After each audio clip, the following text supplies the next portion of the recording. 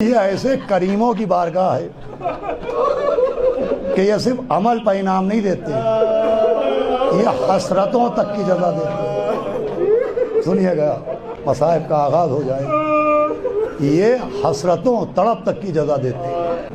ایک زائر ہر سال کربلا جاتے تھے اور ایک حسرت لے کے جاتے تھے، اور وہ حسرت یہ تھی کہ کاش کربلا جاؤں اور وہاں میرا انتقال ہو جائے۔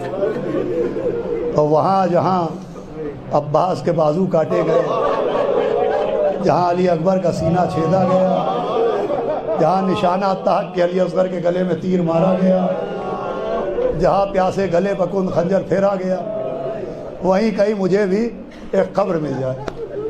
یہ حسرت لے کے جاتے تھے اور ہر سال زندہ واپس آتے تھے۔ ایک سال طے کیا انہوں نے کہ اب کی سے میں جاؤں گا تو واپس نہیں آؤں گا، وہیں آباد ہو جاؤں گا، کبھی نہ کبھی تو موت آئے گی، جب بھی موت آئے گی وہیں خبر بن جائے گی۔ یہ سوچ کے وہ شہر کربلا میں آباد ہو گئے، اور کئی سال کربلا میں رہنے کے بعد ایک شب جمعہ تھی کہ حرم سرکار سید الشہداء میں مولا ہمارا سلام قبول کیجیے۔ جو زائرین اس سال تڑپ تڑپ کے رہ گئے ہیں، ان کے جذبوں کو قبول کیجیے گا، ان کی حسرتوں کو قبول کیجیے گا۔ حرم سرکار سید الشہداء میں تھے کہ نماز پڑھنے کے بعد دیکھا ایک نورانی بزرگ نظر آئے، انہوں نے سلام کیا، انہوں نے جواب سلام دیا اور کہا تم ہند سے آئے ہو؟ کہا جی۔ کہا تم میرا ایک چھوٹا سا کام کر دو گے؟ کہا حضور کیا کام ہے؟ کہا شب جمعہ ہے، یہ شہر کربلا میں جو سرحد پہ ایک قبرستان ہے اس میں چلے جاؤ اور رات بھر دیکھو وہاں کیا نظر آتا ہے، وہ جو نظر آئے وہ صبح آ کے میں یہیں حرم میں ملوں گا، مجھے بتا دینا۔ لیجئے یہ زائر ان کے حکم پر جانے کو راضی ہو گئے۔ ان بزرگ نے کوئی نذرانہ بھی دے دیا۔ شب جمعہ آئی، یہ اس کربلا کے شہر کے قبرستان میں پہنچے اور رات بھر بیٹھے رہے۔ آدھی رات گزری تو انہوں نے دیکھا کہ دور سے کچھ جنازے چلے آ رہے ہیں، کچھ میتیں چلی آ رہی ہیں، اور پھر وہ جنازے دفن کیے گئے، وہ میتیں قبروں میں اتاری گئی۔ ساری رات یہی منظر دیکھتے رہے۔ جب نماز صبح کا وقت آیا، حرم سرکار سید الشہداء میں آئے، نماز پڑھی، ان بزرگ سے ملاقات ہوئی۔ وہ کہا تم نے دیکھا قبرستان میں کیا نظر آیا؟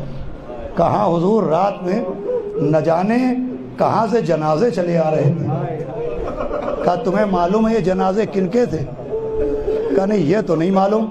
کہا یہ ان کے جنازے تھے جن کے دلوں میں تمہاری طرح یہ تڑپ موجود ہے کہ کاش ہم کربلا میں دفن ہو جائیں۔ یہ ان کی میتیں تھیں جو تڑپتے رہتے ہیں کاش ہم کربلا میں دفن ہو جائیں۔ کہا یہ کوئی یہاں نہیں مرا ہے، یہ سب اپنے اپنے گھروں میں اپنے اپنے وطنوں میں مرے ہیں، لیکن اللہ نے حسرت کا انعام دیا ہے کہ انتقال ان کا ان کے گھر میں ہوا۔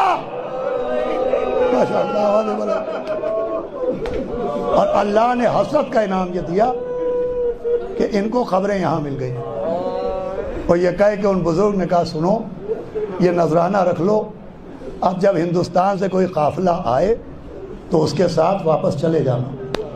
انہوں نے ہاتھ جوڑے کہ آپ مجھے جانے کو کیوں کہنے؟ وہ جملہ سنیے گا اور مصائب کا آغاز ہو جائے گا۔ کہا تم چلے جاؤ ہندوستان، یقین رکھو تمہیں موت وہاں آئے گی، قبر یہاں بن جائے گی۔ کہا آپ مجھ سے جانے کو کیوں کہہ رہے ہیں؟ کہا اس لیے کہہ رہا ہوں کہ تمہارے وطن میں تمہارے گھر میں اب تمہاری بیٹی جوان ہو گئی ہے، اور تمہاری بیٹی مجھ سے رو رو کے کہتی ہے میرے بابا کو بھیج دیجئے، میرے بابا کو بھیج دیجئے، میرے بابا کو بھیج دیجئے۔ ایک قتیل کربلا، ایک ذبیح نینوا، ایک بیٹی کا رونا نہ دیکھا گیا۔ ہائے شام غریبہ، ہائے سکینہ، ہائے یتیمہ۔